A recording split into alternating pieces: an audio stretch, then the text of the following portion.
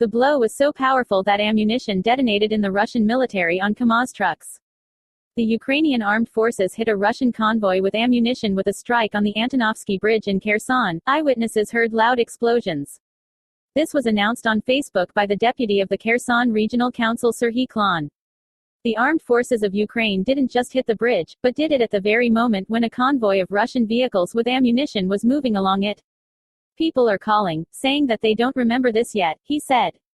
According to him, the blow was so powerful that the ammunition in the Russian military Kamaz trucks detonated, as a result of which the concrete structures were damaged.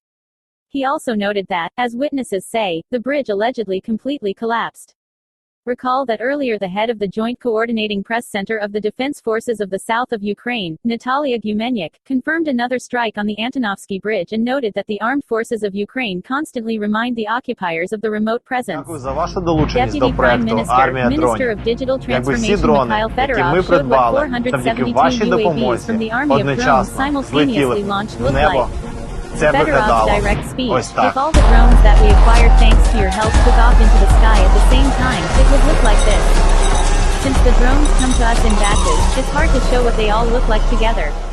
But we tried to show you this powerful swarm of UAVs purchased with your donations.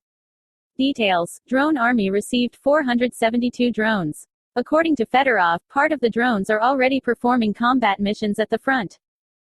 Commander-in-Chief of the Armed Forces of Ukraine Valery Zaluzhny said that almost 9,000 Ukrainian heroes died in the war against the Russian invaders.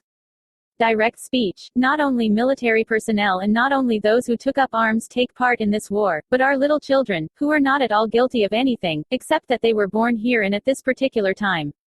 They really do not understand what is happening, but they definitely need protection both near Soledar, Bakhmut, Velika Novoselka, and here, because their father went to the front and, perhaps, is one of those almost 9,000 heroes who died. What came before? In mid-May, President Volodymyr Zelensky said that between 50 and 100 Ukrainian soldiers could die in battles with Russian invaders in the most difficult areas in the east of the country. In early June, advisor to the head of the office of the president Mikhail Podolyak reported that the losses of the Ukrainian military now range from 100 to 200 people a day. On June 6, Defense Minister Oleksiy Reznikov said that Ukraine was losing up to 100 servicemen killed and up to 500 wounded every day. On July 14, President Volodymyr Zelensky announced that since the beginning of the full-scale invasion of the Russians, 5,000 Ukrainian defenders have been posthumously awarded state awards. As of August 22, Ukrainian defenders destroyed 45,400 Russian troops, 1,919 tanks and 1,032 artillery systems. The U.S. Army is ready to conclude a contract for the supply of long-range and powerful Switchblade 600 kamikaze drones for Ukraine. Such deliveries were announced more than 5 months ago.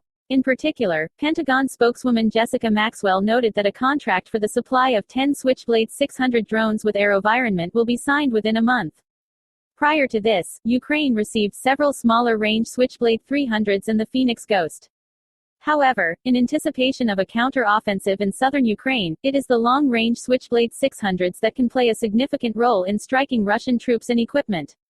This Switchblade capability could be useful as the Ukrainians prepare offensives into Kherson and Crimea because they could be launched beyond the range of Russian systems and damage Russian infrastructure, said Samuel Bendet, an expert at the U.S. Navy Center.